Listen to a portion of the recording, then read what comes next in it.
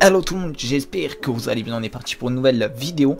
Aujourd'hui vidéo assez particulière, mais vraiment parce qu'à chaque fois je dis c'est une vidéo spéciale, mais là c'est vraiment une vidéo spéciale parce que ça va être mes 10 pronos de la Ligue 1.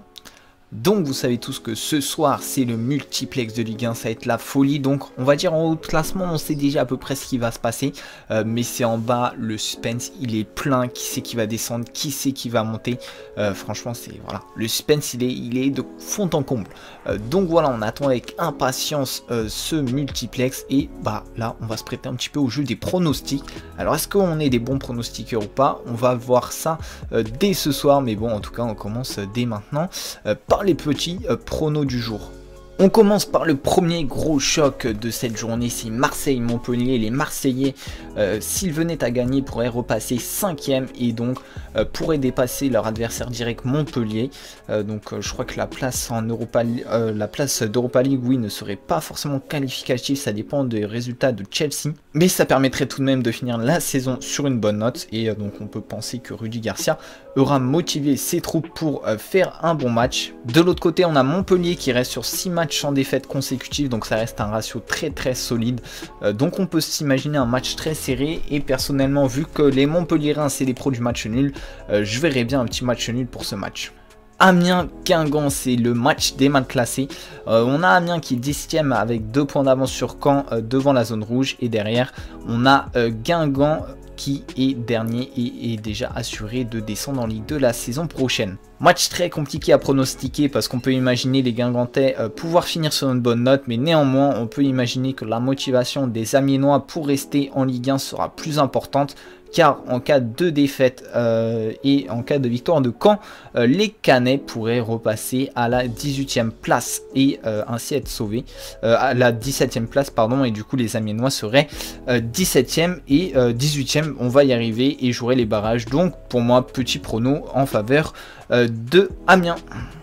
Caen-Bordeaux, c'est une affiche également un petit peu des mal classés, avec Caen qui est 18e et Bordeaux qui est en roue libre avec 6 défaites consécutives, donc ça fait très mal pour Bordeaux. En cas de contre-performance d'Amiens, les Cannais pourraient être assurés de rester dans l'élite la saison prochaine et donc on peut imaginer une motivation bien plus importante des Cannais pour remporter ce match. Donc sur ce match, mon petit prono c'est une victoire de Caen. Un autre match assez intéressant, c'est Dijon-Toulouse, avec Dijon qui est 19e mais qui est à 2 points de Caen. Donc les Cannais en cas de mauvaise performance pourraient être 19e et Dijon pourrait jouer les barrages. Donc sur ce match on peut imaginer les Dijonnais bien plus motivés pour gagner ce match. Donc petit prono sur Dijon, petite pièce sur Dijon et surtout bah voilà, les Toulousains ils sont un petit peu tranquilles en cette fin de championnat, ils n'ont plus rien à jouer, donc on peut penser que leur motivation sera un petit peu moindre. Angers-Saint-Etienne, un peu, on va pas se mentir, un match sans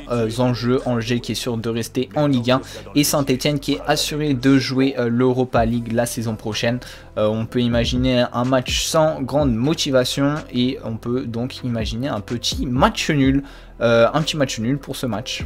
Reims-PSG, c'est la belle affiche de cette dernière journée avec notamment le PSG qui a reçu son titre de champion de France la semaine dernière.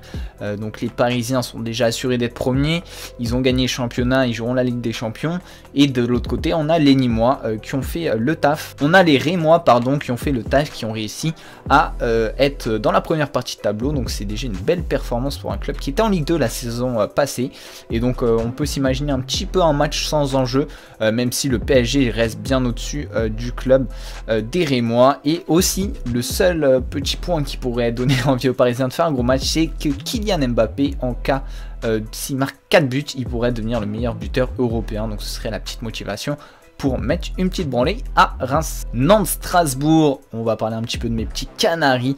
Les Canaries qui restent sur une série de 7 matchs sans défaite consécutive. Ils finissent la saison en boulet de canon, après notamment des très belles victoires face à Lyon, Marseille ou encore le Paris Saint-Germain. Donc Nantes qui finit très bien sa saison, contrairement à Strasbourg qui est un petit peu en roue libre et qui reste sur pas mal de défaites consécutives. Donc pour ce match, pour la dernière à la Beaujoire, on peut s'imaginer une belle victoire des Nantais, même si hein, j'essaie de rester le plus subjectif possible, le plus objectif possible, mais franchement pour ce match, la victoire des Nantais, je la sens super bien. Rennes-Lille, ça reste un très beau match, un beau choc, donc sur le papier, moi je mettrais une petite pièce sur Lille, sachant que Rennes, après sa victoire en Coupe de la Ligue, voilà, ils sont un petit peu en roue libre, c'est assez aléatoire, pas mal de matchs nuls, pas mal de défaites, et très peu de victoires sur ces dernières journées, donc on peut s'imaginer une belle performance des Lillois qui voudront finir leur saison en beauté.